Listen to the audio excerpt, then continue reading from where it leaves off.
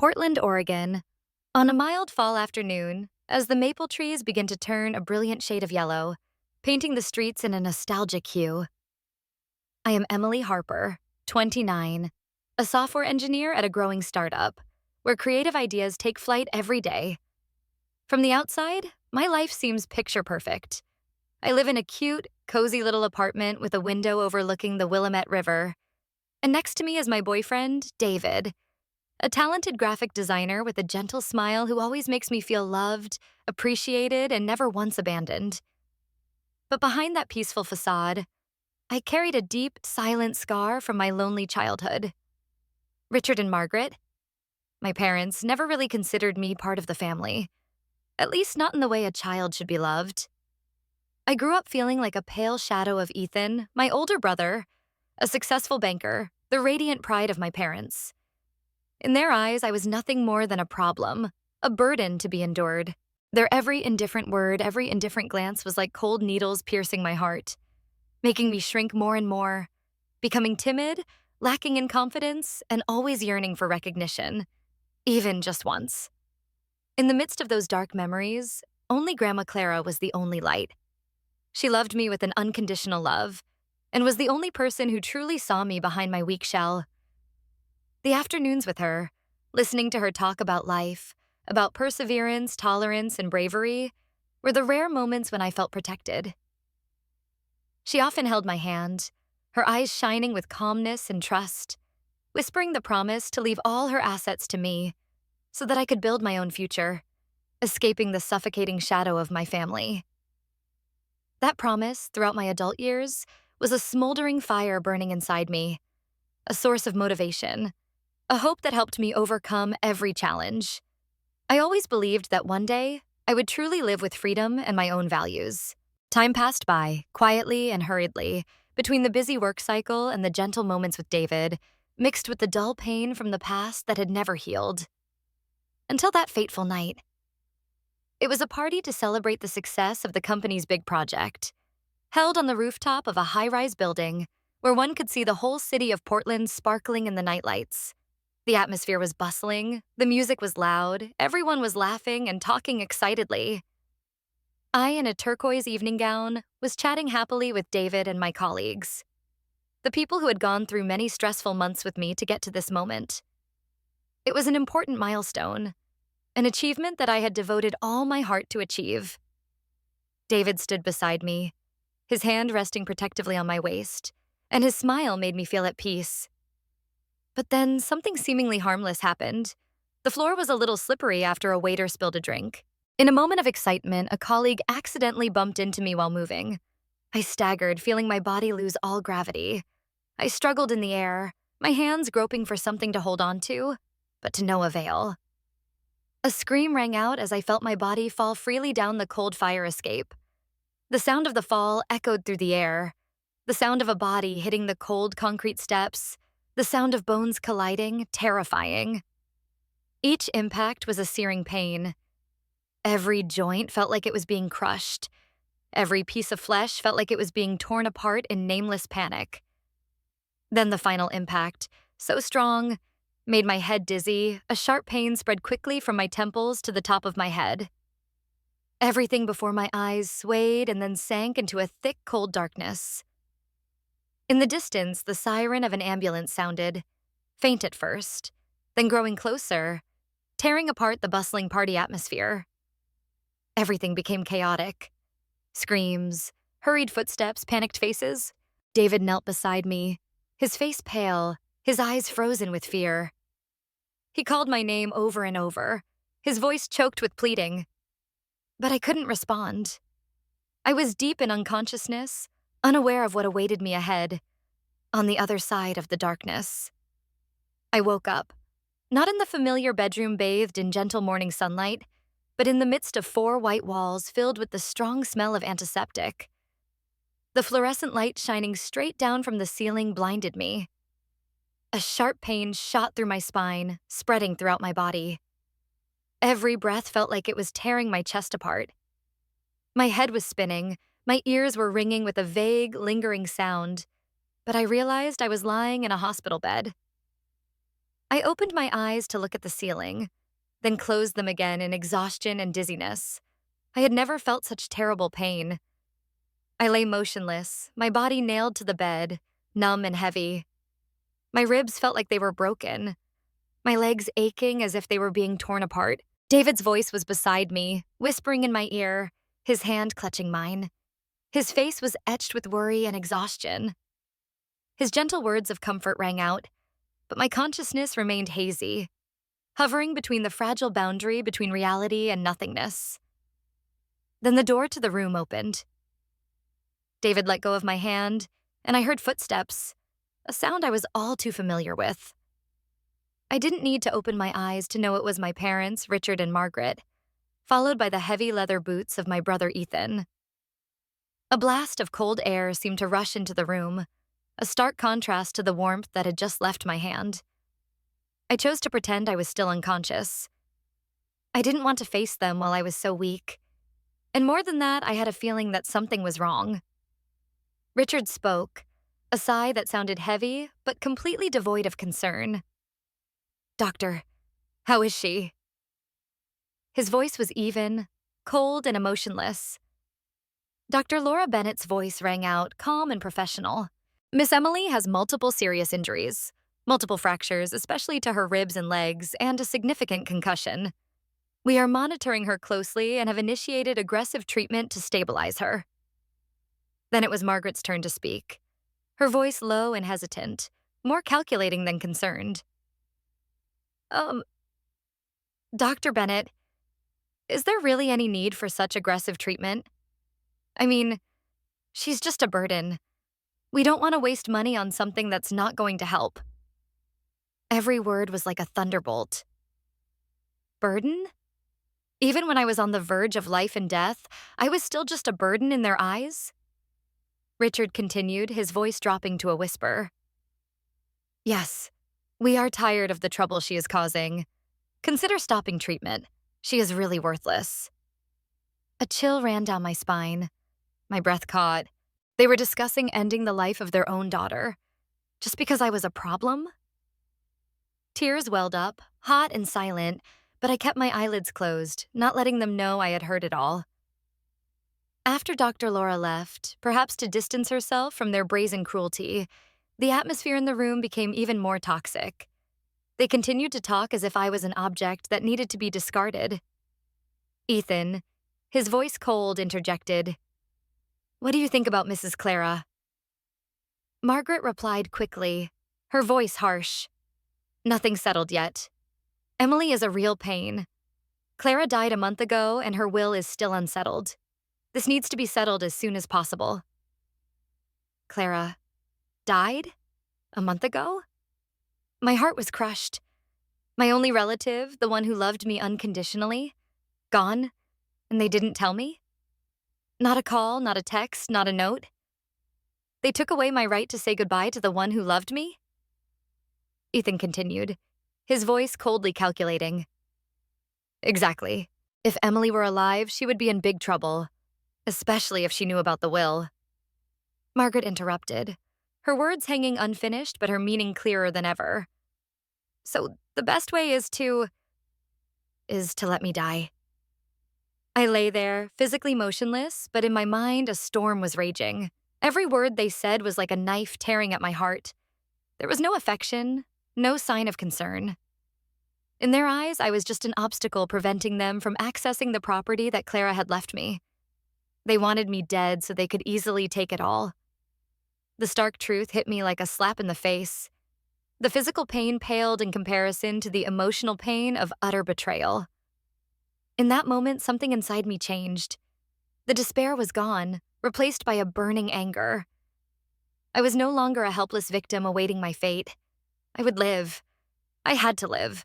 Not just for myself, but for Clara, for the love she had given me, for the promise I had made to her. I squeezed my eyes shut, not out of exhaustion this time, but to hide the burning gaze that burned in the depths of my eyes. I was ready. This was no longer a fight for survival, but a fight for justice, honor, and truth. I would not fall. The next few days in the hospital were a struggle between my exhausted body and my strained will.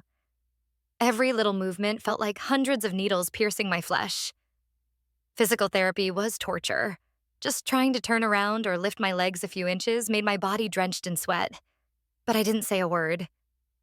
Because every time the pain hit me, I remembered Richard's emotionless voice, Margaret's cold eyes, and the cold cruelty they had shown me. Those memories didn't break me. They fed my anger, kept the fire in my heart burning stronger. I had to recover, not just to live, but to fight. David was my only refuge in that cold darkness. He was always by my bedside, never leaving my side, caring for me with a gentleness and devotion that even the nurses admired. He read to me, told silly jokes, and always found ways to soothe the pain that was tearing me apart physically and mentally. He held my hand every time I clenched my teeth to fight the pain, his eyes always filled with a gentle yet profound love.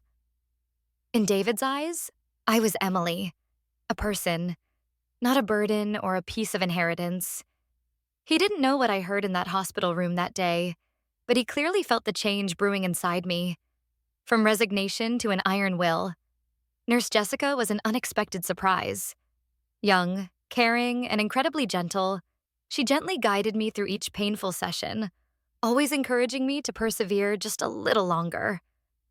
Every time Richard and Margaret appeared, she seemed more alert, her eyes flashing with suspicion. I knew Jessica had sensed something was wrong, and that made me feel a little less alone. Laura Bennett, my primary care provider, also became a silent ally. A tough, serious, middle-aged woman, her eyes held a surprising understanding. I don't know if she heard the conversation, but I'm sure she began to doubt my family's indifference. Her visits were always more thorough than necessary, sometimes just to ask a few questions, just enough to let me know that I wasn't completely invisible in this white world. One afternoon, David sat beside me, his hand still clasped gently in mine, and he mentioned Clara. I wish Grandma could be here now. She would be heartbroken to see you like this. Hearing her name, my heart felt like it was being squeezed. I had tried to keep quiet all this time, but I couldn't help it any longer, and the question came out of my mouth instinctively. David, how is Grandma? His face suddenly fell. After a moment of hesitation, he squeezed my hand tighter and said softly, Emily, I'm sorry. Mrs. Clara, she's gone. It was like a bolt from the blue. I froze. She's been dead? How long? A wave of dizziness hit me, and everything was spinning. David continued, his voice choked. A month ago, right before your accident, your parents, they said they'd wait until you were better. But I didn't believe them. I bit my lip. They had taken away my last chance to say goodbye to the only person who had ever truly loved me. They had kept it from me, as if the pain was not worth sharing. They had kept me from the funeral, from telling me nothing about Clara's death.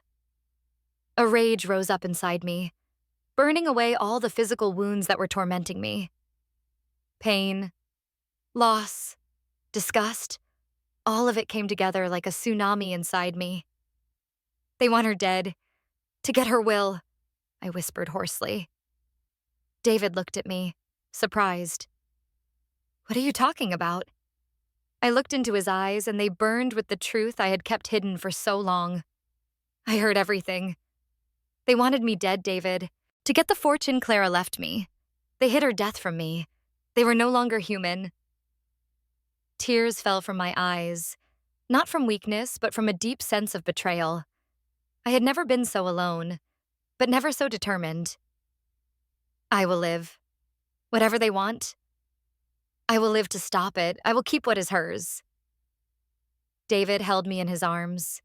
He didn't ask any more questions. He just silently let me lean on his warmth, the only warmth in a world that had turned cold.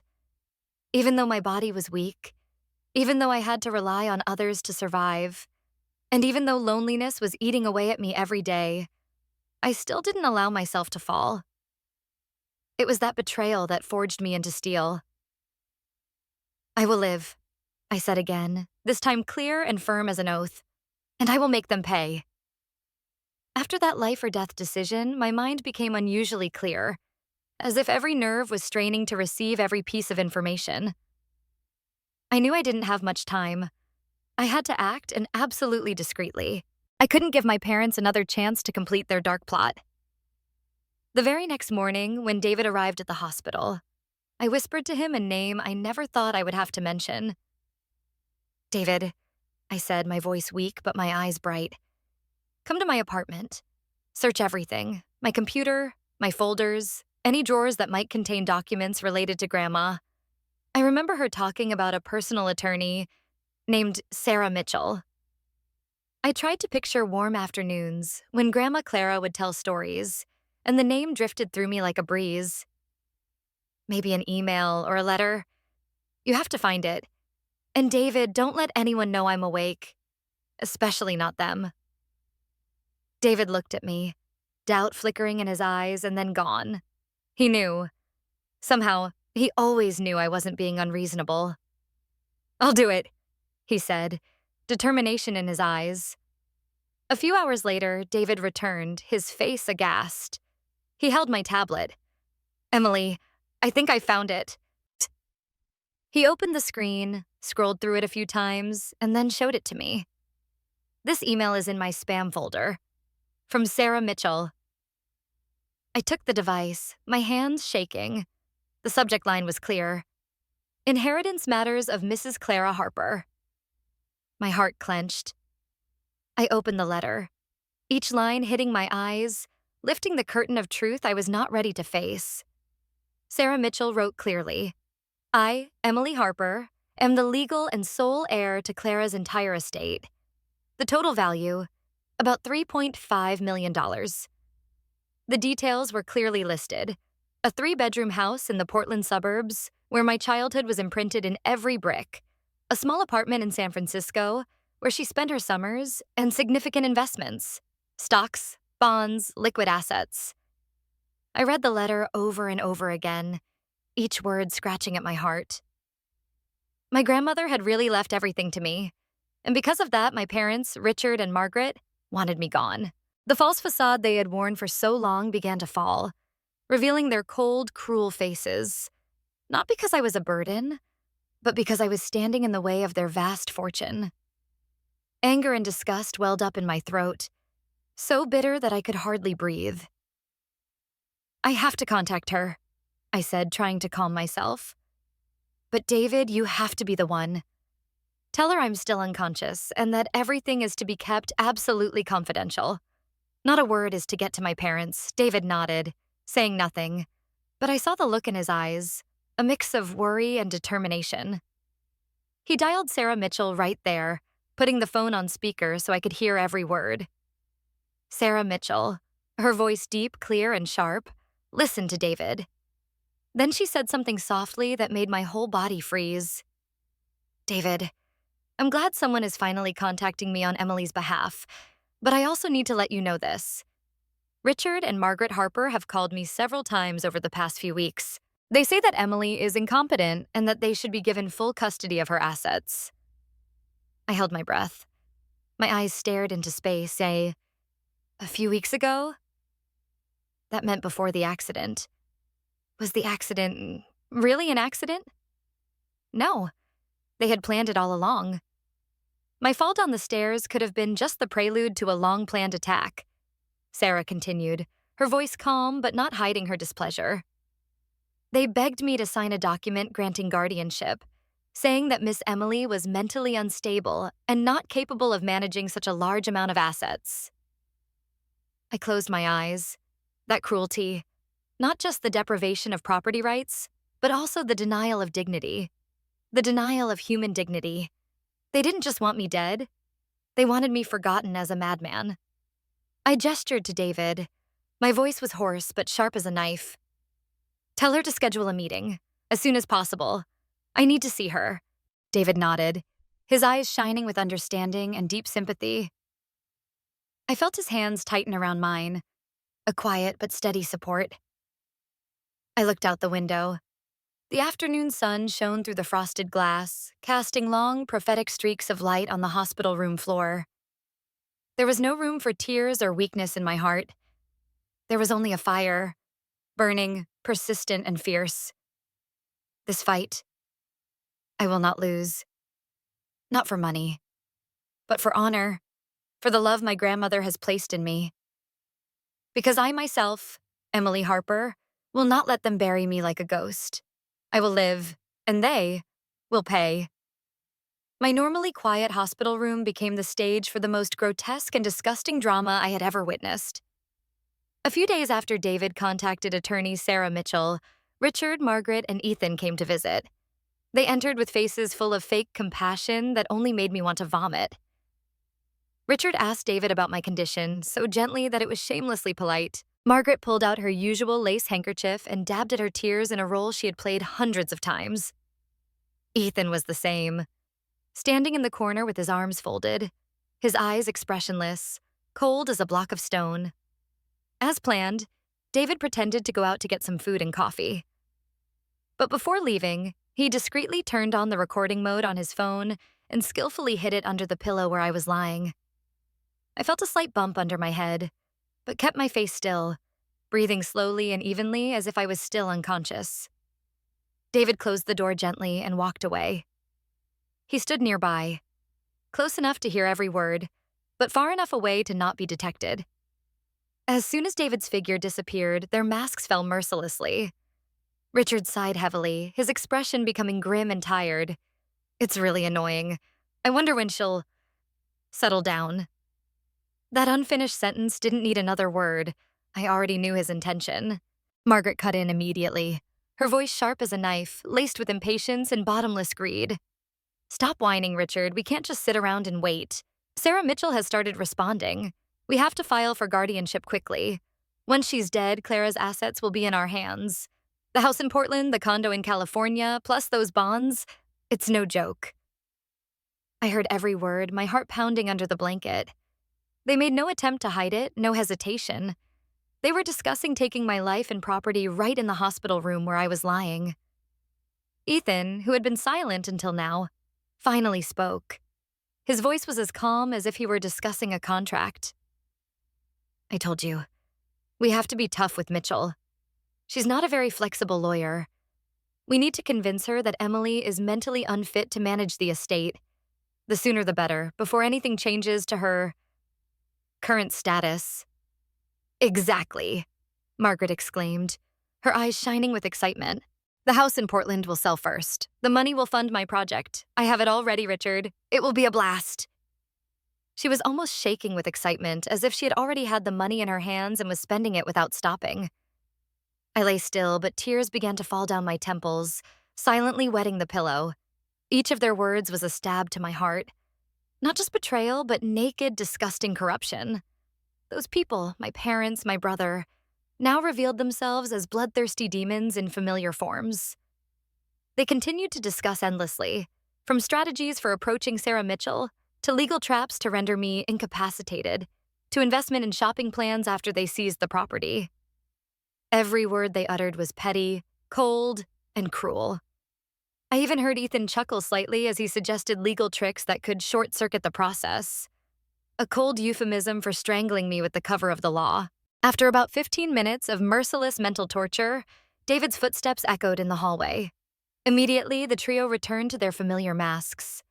Richard stood up, Margaret picked up a handkerchief to wipe her tears, and Ethan immediately returned to the corner of the room with a blank face. Is she still the same, David? Margaret asked, her voice falsely gentle, like that of a worried mother.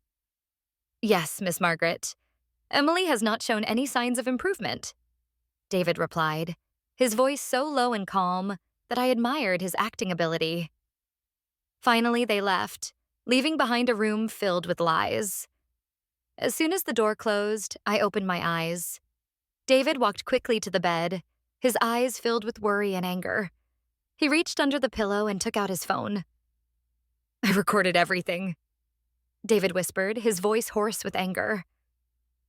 I'm sorry, Emily. I had no idea they would say something like that. I looked at him, not needing to say a word. There was no pain or tears in my eyes now, but a burning fire, a fire of revenge that would not be extinguished. They will pay, I said slowly, each word like a knife.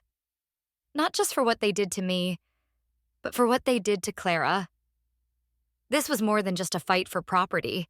It was a fight for justice, for my grandmother's honor, and for my own soul. The evidence was in my hands, and I was ready. The real fight. It officially began now. The recording of our family's calculated conversation was now a secret weapon. Sharp, dangerous, and undeniable. As soon as I had the evidence, I asked David to contact attorney Sarah Mitchell for an emergency meeting. Sarah responded immediately. She understood the gravity of the situation. The meeting was arranged in my hospital room and kept strictly confidential.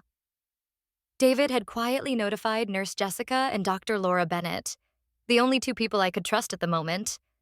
Fortunately, both were highly ethical professionals. They were committed to absolute secrecy about my recovery.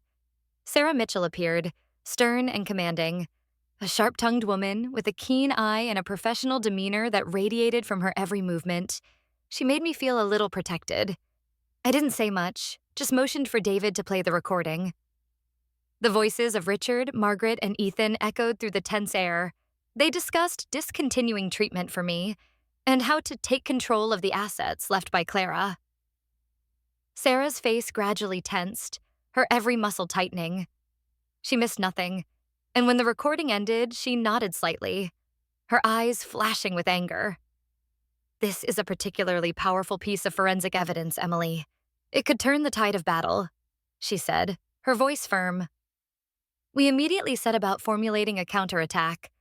Sarah began by explaining the contents of Clara's will in detail. My beloved grandmother, it turned out, was a woman of great intelligence and insight. She had foreseen Richard and Margaret's greed long before. The will was more than a simple division of assets. It was written with strict provisions to protect me from any abuse. It stated that I would inherit all of my assets when I reached the age of 30. In the event that I became physically or mentally unable to manage my assets, an independent trust would be established to run them on my behalf, never to be delegated to Richard or Margaret. It was a bulwark that Clara had built to protect me, even after she was gone. Based on the recording and the terms of the will, Sarah recommends a clear 3-step strategy. First, I had to continue to act like a half-conscious patient. This was to fool Richard, Margaret, and Ethan into believing that their plan was going smoothly. I had to suppress my pain, suppress my anger, endure the lies and the coldness, just to maintain this fragile but necessary facade. Every time they came in with their hypocritical faces, I wanted to scream, but I knew I had to keep quiet, at least for now. Second, Sarah would quietly initiate the legal process to transfer ownership of Clara's entire estate to me. This would be done discreetly to prevent my family from falsifying documents or declaring me incompetent to block the inheritance. This would be their last legal defense before they could take action. Third, maintaining a strong information circle at the hospital was paramount. Dr. Bennett and Nurse Jessica would help maintain the absolute confidentiality of my sanity. They were a wall against the doubts and nagging questions from my family. Any information leak could have brought everything crashing down. This choice I knew would be extremely difficult. Continuing to pretend to be weak in front of those who had betrayed me was a mental torture, but I had no other choice. It was the only way to save myself and preserve my grandmother's legacy. I looked to David, my quiet but loyal companion, to Jessica and Dr. Bennett, my trusted allies, and finally to Sarah Mitchell, the woman who would fight my legal battles. In them, I saw another family, not one of blood but of compassion and justice. I nodded, my eyes cold but determined. "We'll stick to the plan," I said, my voice still hoarse but each word sure.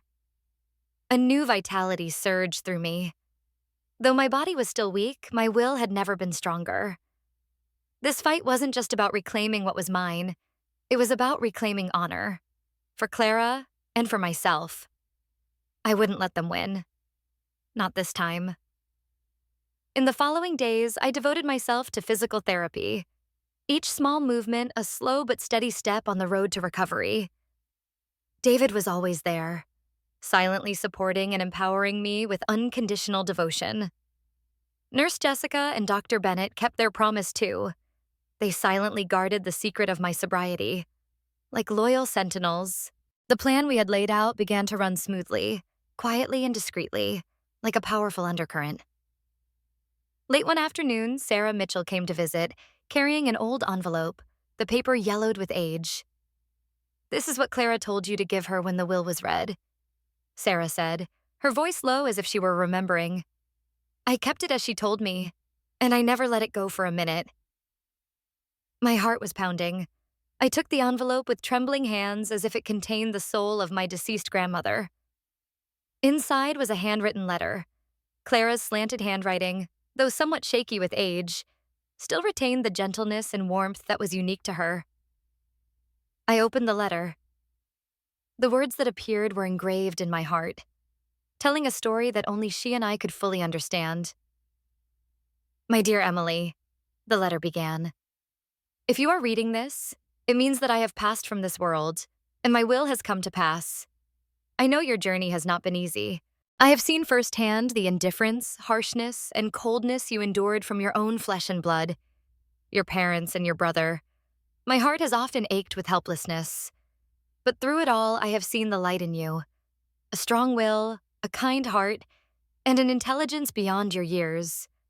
These qualities Richard and Margaret never recognized, for greed had long blinded them." Tears welled up in my eyes, streaming down my cheeks, as if my grandmother were sitting beside me, whispering comfort. No one had ever seen through me the way she did. "I'm sorry, Emily," the letter continued, "for not being able to protect you sooner. I tried, but sometimes adult blindness makes us helpless. Now that you're an adult, I believe you have the strength to stand up for yourself. The legacy I leave you is more than just money or land. It's the key to freeing you from the clutches of those who don't deserve it, the beginning of a life where you're truly free. I've removed them from my will because they're no longer worthy. Their greed has eroded all humanity and love. Use that money wisely, my dear. Do good. Spread kindness to those less fortunate. Live for yourself, not to please anyone else, but to be truly happy. Don't let hatred overwhelm your heart, but never forget the lesson betrayal left behind. You are a strong flower, Emily. Bloom in your own way. I love you. Always will." I folded the letter, tears streaming down my face, but this time not from pain, but from an outpouring of gratitude and relief. Clara's words were not just a farewell, but a guide for the rest of my life. They were not a will, but a sacred message. A mission passed down from generation to generation. She did not want me to be consumed by hatred, but to live a full, meaningful life, as she had lived. I wiped away my tears and turned to Sarah Mitchell. "Sarah," I said, my voice hoarse but clear, "I can't keep anything that has anything to do with my family. The house in Portland, the place where all my childhood memories are, the only place I've ever felt loved. I want to sell it." Sarah frowned in surprise. "Miss Emily, are you sure? That's a very valuable asset, both material and spiritual." "I am absolutely certain," I replied firmly. "I need to cut them off completely. I don't want to leave any loopholes for them to cling to. I will use the money exactly as she wished, to do good, to make a difference. I don't want anything connected to Clara to be used as an excuse to come back into my life." I knew it was a big sacrifice. That house had been a fortress that sheltered me from the storms of my childhood. Selling it meant letting go of the last remaining beautiful memory. But I knew that sometimes moving forward requires letting go of what is most familiar. I didn't want to live in the shadow of greed and betrayal. I needed freedom. Real freedom. Sarah looked at me, her eyes softening, and she nodded with deep respect. "I understand, Emily. I will arrange everything as you wish. This is a very brave decision." I looked out the window. The Portland sky was still covered with gray clouds, but inside me a small ray of sunshine had been ignited. I was no longer the woman collapsed on the hospital bed, no longer the child abandoned by her family. I was Emily, a new person, stronger, wiser, willing to give up even the most precious things in exchange for peace of mind. I no longer lived to retaliate, but to be reborn, and I believed that was what Clara had always wanted. 3 weeks have passed since I accidentally overheard my family's cruel plot and made the decision to change my life. During that time, I have been working hard in physical therapy sessions, gradually pulling myself out of the physical and mental wounds. With the dedication of Nurse Jessica and my own determination, I was able to move around in a wheelchair. The first steps with crutches were unsteady and painful, but every time I lifted my feet, I felt a quiet hope rising. Although the wound was still burning, I was ready for the next journey, the journey to reclaim my life. Dr. Laura Bennett confirmed that I was fit for discharge, and that was when our stealthy but perfect escape plan began. Sarah Mitchell, David, Jessica, and Dr. Bennett worked together like a well-oiled machine. First, Jessica and Dr. Bennett fed Richard and Margaret false information that I was still very weak and needed to be transferred to a specialized rehabilitation center in Arizona, a remote, closed-off place that would keep the patients away from distractions. They explained that the treatment required absolute silence, so visits would be strictly limited. Richard and Margaret, with their awkwardly played faces of worry, eating the story easily, perhaps believing that I was doomed. To add to the authenticity, Dr. Bennett had even rented an ambulance with the center's logo, parked in the back entrance of the hospital.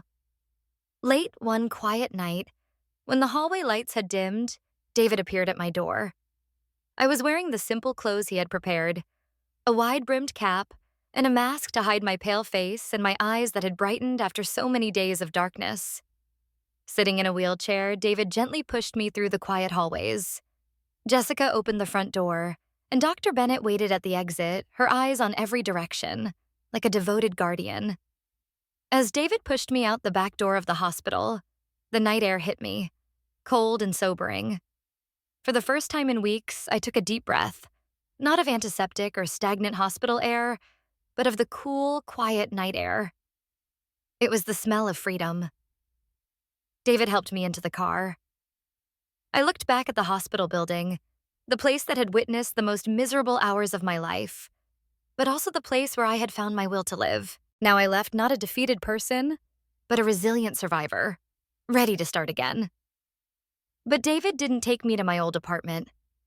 Instead, he took me to his house. When the door swung open, I was stunned. The apartment had been completely renovated.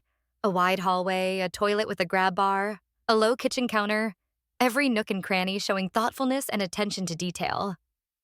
Everything was neat, cozy, bright. And there was a bouquet of fresh flowers on the table, and the scent of warm tea wafted through the air. "You do all this for me?" I asked, my voice choked.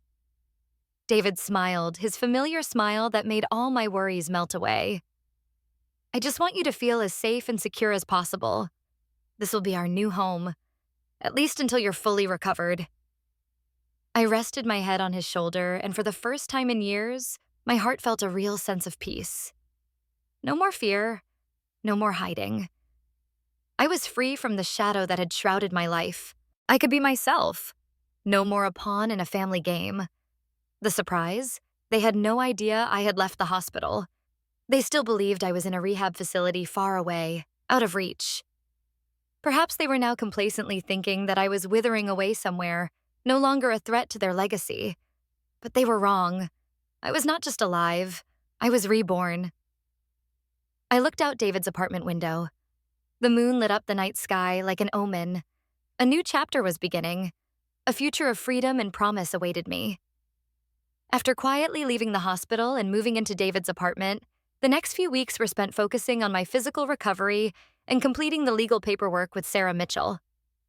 I knew that every day that passed was another day for my family to indulge in the illusion that they had complete control over Clara's estate. That was why I could not afford to delay. I needed to act quickly, decisively, and leave absolutely no room for error. Sarah Mitchell was a formidable attorney. She worked around the clock, checking in with David and me almost daily to keep us updated on every step. With her experience and astuteness, she quickly completed the sale of the house in Portland and the apartment in California, ensuring speed while preserving optimal value. At the same time, she liquidated Clara's entire portfolio of stocks and bonds, with such care that no detail was overlooked. Each time I received a report from Sarah, I felt like I was lifting another burden, slowly unraveling the last links that bound me to a past full of hurt and lies. Finally, Sarah announced that the paperwork was complete. Clara's entire estate was in cash, a final figure of $3.2 million, after taxes and legal fees. Holding the detailed financial report in my hands, I couldn't help but feel a lump in my throat. A mixture of relief, responsibility, and a little regret. This wealth had not come from luck, but from a painful and arduous journey. My first priority was to pay the hospital bills. I didn't hesitate to ask Sarah to take care of the huge bill, about $250,000. For me, this was more than just a financial obligation. It was a symbolic gesture, a straightforward statement. I no longer owed my family anything. They had once seen me as a burden, refusing to help, refusing to be human. So now I would pay for it myself, without complaint, without condescension, and without their knowing. With the hospital bills settled, I set about fulfilling what I believed to be Clara's last wish, and one that had been burning in my heart for a long time. I decided to start a charitable foundation. With Sarah's support, the Clara Harper Foundation was born. I set aside $400,000 of my inheritance as seed money. The foundation's goal was to help patients who were abandoned, homeless, and unable to afford medical care, especially those who needed rehabilitation after serious injuries. I wanted to turn my painful experience into something positive, a gift to people who had once been like me, alone and forgotten. When the legal formalities were completed, I felt a strange peace spread through my chest. The sale of the possessions that were tied to Clara's memory, instead of a loss, now meant a liberation. I knew that this action would drive Richard and Margaret crazy. It closed the door to any further ambitions of theirs. For me, it was a fatal blow, not by force, but by law and sanity. The conflict between me and my family had reached a boiling point. I was ready for the final confrontation. All the pieces were in place. I had evidence, I had control of my finances, and most importantly, I had found a reason for living that was bigger than hatred. I was no longer a victim. I was the one in control. Sarah looked at me, her eyes filled with respect and trust. "Miss Emily, everything is ready for the meeting." I nodded. My face, I was sure, had no trace of hesitation. Yes, it is time. I had waited for this moment my whole life. The fateful day finally arrived. Sarah Mitchell had arranged a meeting in her office under the seemingly innocuous pretext of discussing Clara's will and updating Emily's health. Richard, Margaret, and Ethan arrived looking smug, certain they were about to lay their hands on a fortune. Little did they know that they were walking straight into a trap that I had carefully laid, step by step. When they entered the luxurious conference room, I was already there, sitting in a chair across from the 3 empty ones waiting for them. David sat next to me, his hand clasping mine under the table. No words, just a touch that was enough to give me strength. My face was calm and expressionless, but inside my heart was pounding, like a drum before a relentless battle. Even though I still relied on crutches, sometimes a wheelchair, today I chose to stand up and enter on my own 2 feet. The moment they saw me, my face, my body alive and present, everything inside them collapsed in an instant.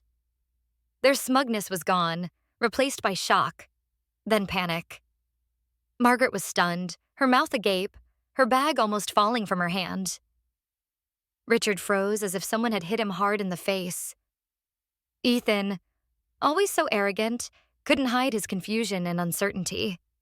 They had thought I was lying dying somewhere, forever beyond their reach. But I was back, and I was the one in control. "Hi, Dad, Mom, and Ethan," I said, my voice clear and cold as ice. "You must be surprised to see me here. I apologize if I interrupted your plans." The room fell silent, a heavy, suffocating silence. No one spoke. No one had the courage to face it. I continued, each word like a cold knife stabbing straight into their hearts. "Do you remember the conversation in the hospital? When everyone was talking about stopping treatment, about me being a burden, and how to take over Grandma's property? I'm sorry, but I was awake and I heard everything."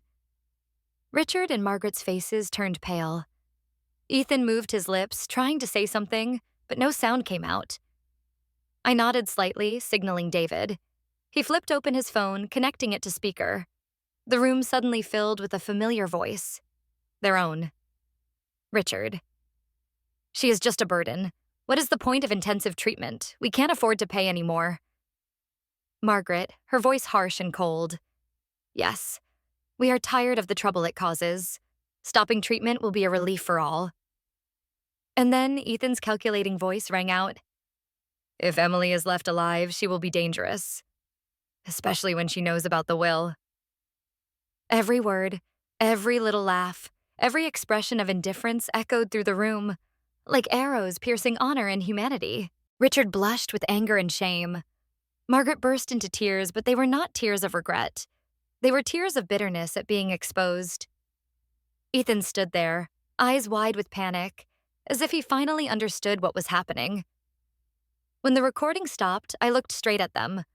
My voice was calm, but each word carried the weight of a sentence. Now you know why I'm here. And don't worry about Clara's will. I smiled a small smile that I didn't realize was so cold. All the assets have been sold. I paid all the hospital bills, the ones you tried to avoid, and most of the money went to establish the Clara Harper Foundation, a charity that helps the abandoned, the homeless, the indigent. I paused, letting them absorb the words. Now, there's nothing left for anyone to fight over. Richard jumped up, screaming like crazy. You're crazy! You just ruined everything! That money belongs to the family. Margaret staggered as if about to faint, muttering curses. Ethan, in a desperate effort, his voice trembled. Do you think you can do this? We will sue. We will prove you are incompetent. I didn't move. I didn't fear. I didn't waver. I looked straight at Ethan. If any of you dare sue me, threaten me, this recording will be made public. The press, social media, the whole city will know who you are. You will lose everything. Your career, your reputation, and the last shred of sympathy society has for you. No one said anything. Just gasps and silence of defeat. They knew I wasn't kidding. They knew I was ready to go all the way. I stood up. I walked slowly towards them on my crutches, my eyes never leaving them. From this moment on, I am no longer your son, and you, Ethan, are no longer my brother. Between us, there is nothing left. You have destroyed it all with your own greed and cruelty. I turned away, and David helped me out of the room. Behind me, 3 figures sat on the floor in shock and humiliation. The door closed, closing the toxic past. The confrontation was over. The legacy was protected. And most of all, I had reclaimed myself. After a dramatic confrontation at the law office of Sarah Mitchell, the lives of Richard, Margaret, and Ethan Harper began to slide into the depths of their own making. I didn't need to release the recording to the press or social media. No need to shout it to the world, because Portland's elite have a way of spreading news faster than the wind. The story of a daughter whose parents had plotted to eliminate her to seize her fortune, then suddenly coming to her senses and cutting off all their escape routes by selling off the family fortune, became the talk of every dinner party. Richard Harper, who had once sat atop the financial world, wearing a veneer of dignity and authority, was now a name to be talked about behind the backs of elite clubs. Although no official news reports had named him, whispers spread faster than a falling stock market. Partners began to be wary. Clients withdrew their funds, and confidence in him collapsed beyond repair. His firm, eager to avoid scandal and potential legal trouble, quickly demoted him to a lowly position. No decision-making power, no voice. He lived in disgrace, his eyes filled with bitterness and defeat. Margaret Harper, the woman who once considered herself a symbol of elegance and nobility, has now become a laughingstock of the upper class. Events that she once walked into with her head held high now closed their doors in her face. Friends who once cheered her on now silently turn their backs. The haute couture dresses and diamond jewelry that once helped her assert her position now only make her more isolated in a society that no longer welcomes her. Margaret gradually withdraws from social activities, living quietly in a simmering shame, afraid of every glance or random whisper in the familiar cafe. From an arrogant and proud woman, she has now become a pale, haggard, and insecure shadow. Ethan Harper, the once arrogant and ambitious older brother, was not spared the same fate. Though he was not publicly exposed as his parents were, his association with a family of ill repute doomed his career. Golden opportunities disappeared silently, but completely. Ethan was left in limbo at work, forced to transfer to a mid-sized bank in Seattle, a strange, cold place, completely unlike the glamorous world he had become accustomed to in Portland. There, he was a mere clerk, with a mediocre salary and an uncertain future, a rather ordinary end for a man whose ego was larger than the building where he worked. Sarah Mitchell kept sending me small updates, a few lines about the latest rumors, the next consequences they were facing. I listened not with glee, but with a deep sense of relief, as if a weight had finally been lifted from my chest. I didn't have to strike. I didn't have to retaliate. Justice sometimes has its own way. And this time, it chose the quietest but most effective form, letting them eat the consequences of their own greed and cruelty. No need to expose them, no need to make a big deal out of them. The quiet collapse was the coldest revenge. The war between my family and I had finally come to an end. They had lost not only their fortune and reputation, but also the most precious thing, the blood relationship they had trampled so easily. I no longer felt pain when I thought of them. I no longer had to worry or wait for an apology that would never come. My heart, after so many years of cracks, finally found some peace, and for the first time in years I could breathe, really breathe like a free man. A year after that fateful day, my life has entered a new chapter, brilliant, profound, and meaningful. From a victim who was almost wiped out from this world, I have been reborn like a phoenix from the ashes. Strong, steadfast, and fearless. As the events slowly receded and my health improved significantly, although I still needed crutches for long distances and sometimes a wheelchair when I was too tired, David and I set out on a journey to make our biggest dream come true. With the remaining funds after paying the hospital bills and setting up a charitable foundation, I founded my first tech startup, Horizon Innovations. The name was not just a brand, but a manifesto for a new philosophy of life. Looking to open horizons, where technology and humanity meet to create revolutionary solutions. We specialize in developing technology to assist in the rehabilitation of people with injuries, especially those with paralysis or difficulty in mobility, a field in which I not only have expertise, but also have a deep understanding from my own experience. In a short time, the company has attracted attention thanks to its innovative, practical, and humane products.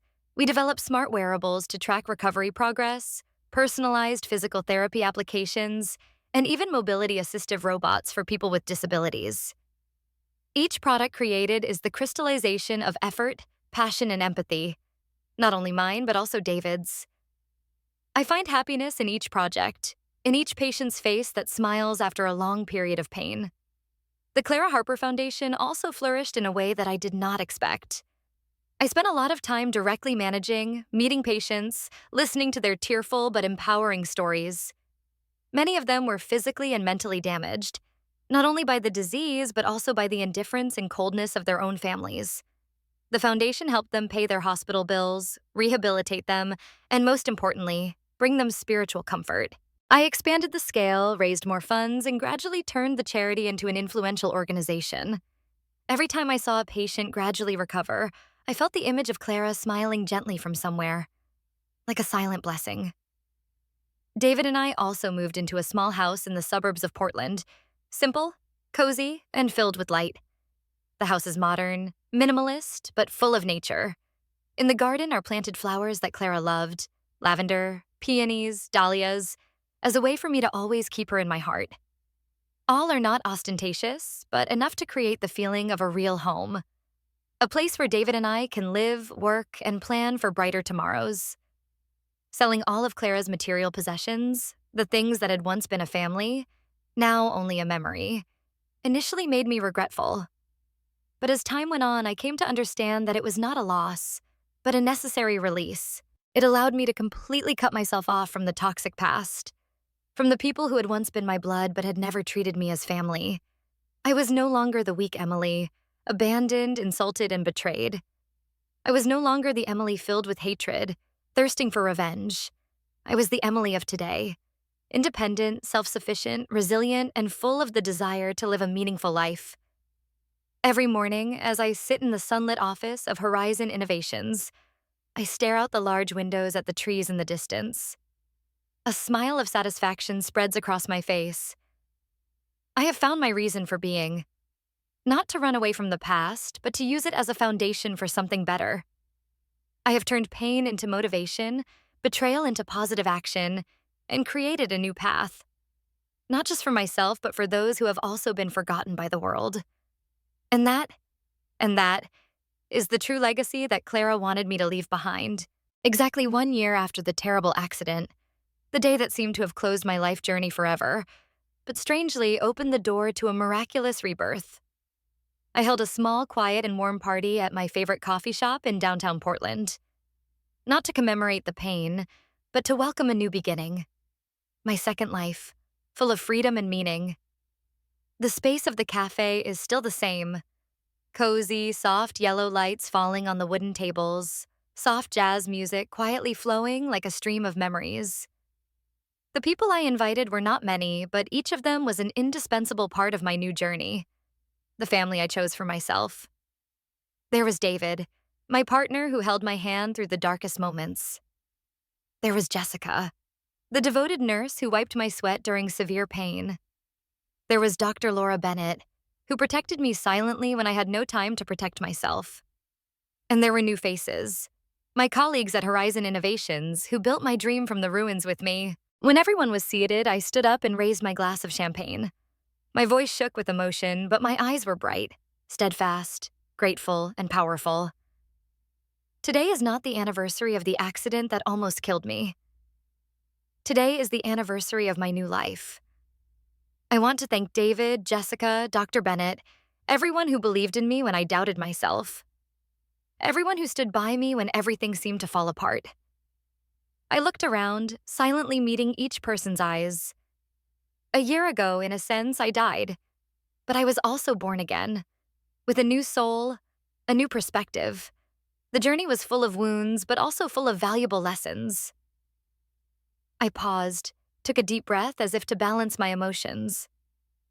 I used to think that revenge was to make those who hurt me suffer even more. But today I understand that the deepest revenge is not to hold grudges, but to rise above them. It is to live a peaceful, fulfilling life, no longer controlled by people who do not deserve it. It is to find my own value and build a life that I can be proud of. I smiled softly, my lips trembling slightly, but my heart filled with peace. I found peace. I found my path. And I owe it all to my grandmother Clara. She didn't just leave me her fortune. She left me the freedom to choose my own life. She believed in me when no one else did. And I will live a life that she will smile at, a life worthy of that love. In that moment, I felt like she was sitting right in the corner of the shop, quietly observing, her eyes gentle and full of pride. Under the table, David squeezed my hand gently, a trusting, loving squeeze. Jessica and Dr. Bennett smiled brightly. New friends, people who had become family, clapped, their eyes filled with understanding and respect. I looked around. At people who were not blood relatives but had bonded with me through kindness, through companionship, through wordless sharing. The sunset filtered through the large glass windows, dyeing the room a golden yellow as if covering it with a soft blanket of hope. I knew that from this moment on, I was no longer bound by the darkness of the past, no longer living under the shadow of betrayal and pain. I was living, truly living, in the light of peace and love.